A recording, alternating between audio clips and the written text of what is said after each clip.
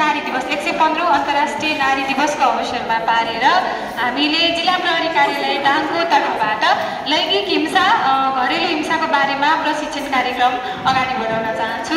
हजुरहरूले घरेलु हिंसा लैङ्गिक हिंसा भनेर बुझ्नु भएको छ। अस्ति भर्खरै पनि 16 दिने अभियान चल्यो हैन, त्यतिखेर सहभागी हुनुभयो होला। कतिले बुझ्नु भएको छ, कतिले बुझ्नु भएको छैन। म लैङ्गिक हिंसा भनेको के हो त्यो बारेमा पहिला परिभाषा भन्छु। लैङ्गिक हिंसा भनेको चाहिँ कुनै पनि व्यक्तिलाई शारीरिक रूपमा, मानसिक रूपमा यौनिक हिंसा, आर्थिक, सामाजिक जति पनि यातना दिन्छ, हिंसा गर्छ, त्यसलाई नै लैङ्गिक हिंसा भनिन्छ।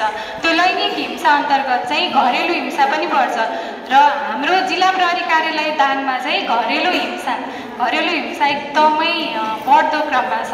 हामीले त्रिवर्षीय डाटा हेर्ने हो भने यो आर्थिक वर्षमा पनि 121वटा घरेलु हिंसा चलिरहेको छ, पेन्डिङमा छ। अझै पनि यो आर्थिक वर्ष सकिँदै छ, त्यति बेलासम्म पनि कति पुग्ने हो भन्ने थाहा छैन। भनेपछि यो घरेलु हिंसा कति बढ्दो छ त हैन।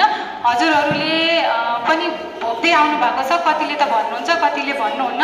हामीले देख्ने भनेको त हाम्रो प्रहरी कार्यालयमा आउनु भएको आधारमा भन्ने त हो। कति पीडित हुनुहुन्छ, कतिलाई थाहै छैन। भन्दाखेरि हाम्रो इज्जत जान्छ, के जान्छ। अझ प्रहरीकोमा जाने बित्तिकै त अब सर्वस्वै सक्यो भन्ने सोचेर पनि जानुहुने रहेछ कतिपय त। हामीले उहाँहरूको भनाइअनुसार हैन अन्तिम स्टेज भइसकेपछि मात्रै प्रहरी कार्यालयमा जाने भन्नुहुन्छ है। अगाडि बढाउँछु है म। तपाईहरूले केही सोध्नु पर्यो भनेदेखि मलाई तत्कालै पनि सोध्न सक्नुहुन्छ, जिज्ञासा लागेको, र नभएदेखि अन्तिममा पनि सोध्न सक्नुहुनेछ। यो डाटाले के भन्छ भन्नुहुन्छ भने प्रत्येक 3 जना महिलामा 1 जना हिंसा पीडित हुने गरेको भनेर भनेको छ। हामी जस्तो 3 जना महिला यहाँहरू हुनुहुन्छ भने 3 जना महिलामा 1 जना चाहिँ हिंसा पीडित रे क्या। 1 जना चाहिँ हिंसा पीडित, यो अहिलेसम्मको डेटा एनालाइसिस गर्दाखेरि। र प्रत्येक 5 जना महिलामा 1 जनाले 18 वर्ष नबित्दै विवाह गर्ने गरेको। यो बाल विवाह छ नि, 20 वर्षभन्दा कम, 20 वर्ष नभइकन विवाह गर्न पाइँदैन भन्ने कुरा थाहा पाउनु भएको छ। तर छोराछोरीको बिहे त गरिदिइहाल्नुहुन्छ होइन, गर्नुहुन्छ गर्दैन। ल भागेर गयो भने ल ठिकै छ, प्रहरीलाई नभनौँ, मिलाइदिउँ भनेर पनि गरिदिनुहुन्छ होइन। तर त्यो कानुनी रूपबाट पाइँदैन है, त्यसलाई चाहिँ बाल विवाह भनिन्छ। त्यसमा सजाय पनि हुन्छ। मैले त्यो बारेमा पनि हजुरहरूलाई भन्छु। र 40% भन्दा कम महिला हिंसा विरुद्ध आवाज उठाउँछन् भने 60% महिलाले हिंसा सहेर बस्छन्। मैले अघि भनेको थिएँ नि, कतिजना प्रहरी कार्यालयमा आउनुहुन्छ, कति चाहिँ आउँदै नआइकन सहेर बस्नुहुन्छ। अस्ति भर्खरैको के देखाएको थिएँ भने मैले होइन,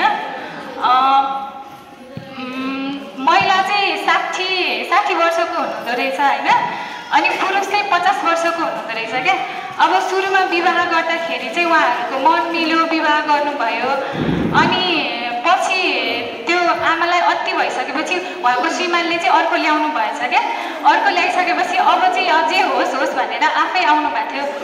अनि मेरो श्रीमानले त अर्को ल्याउनु भइसक्यो भनेर भन्नुभयो क्या। अनि तपाईँ के पीडित हुनुहुन्छ त भन्दाखेरि मलाई त जुन श्रीमानले ल्याउनु भएको अर्को कान्छी छ, उसले त मलाई खाना पनि दिन्न, अनि चामल भरेर चाहिँ यतापट्टि कोठामा राखिदिन्छे, चाबी लगाएर राखिदिन्छे, अनि म खाना नि पाउँदिनँ, मेरो त्यस्तो बिजोग छ। अन्तिम स्टेज भएर नै म आएको भन्नुभयो क्या। त्यसपछि उहाँलाई बोलाएर के हो त, यस्तो किन गर्नुभयो भनेर भन्दाखेरि उसको जवाफ के थियो भन्दाखेरि ऊ त 58 वर्ष भइसक्यो, म 50 वर्षको, अनि कहाँबाट हुन्छ त अरे क्या। अनि त्यो जवाफले चाहिँ मलाई यति टच भयो कि सुरुमा चाहिँ त्यस्तो भनेर बिहे गर्ने, अनि अन्तिममा चाहिँ अब महिला बुढी भयो भनेर अनि अर्को बिहे गर्न त पाएन नि त होइन। अहिले त बहुविवाह गर्नेहरूलाई त कानुनी रूपबाट पनि सजाय भोग्नुपर्छ। बहुविवाह गरेको सहेर नबस्नु होला है। बहुविवाह गरेको छ, तपाईँहरूले देख्नु भएको छ, त्यस्तो पीडामा पर्नु भएको छ भनेदेखि जिल्ला प्रहरी कार्यालय दाङमा आएर जाहेरी दिनु होला, 5 वर्ष जेल सजाय हुन्छ।